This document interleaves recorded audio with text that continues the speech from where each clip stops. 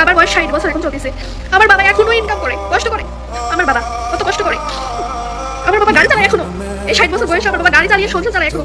কেন জানেন? কারণ আমার বাবার কোনো ছেলে নাই, আমার বাবার বড় কোনো ছেলে নাই যে কষ্ট মানুষ করার পরেও তাকে ইনকাম করে খাওয়াবে।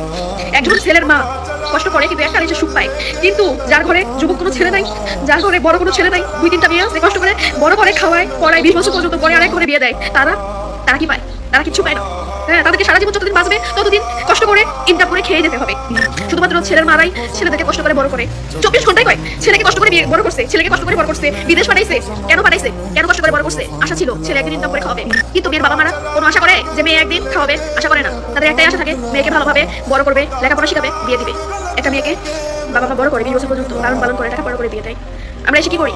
পরের ঘরের ছেলে, সংসার, তাদের মা সবকিছু সামলাই, আমরা তাদের আত্মীয় স্বজন, বোন সবকিছু সামলাই। কিন্তু যারা জন্ম দেয়, যারা বড় করে বিয়ে দেয়, তাদের কোনো কিছুতে কামে লাগে, আমাদেরকে লাগে না। পরের বাড়িতে সবকিছু সামলিয়ে জীবনটা শেষ করে দিই আমরা মেয়েরা।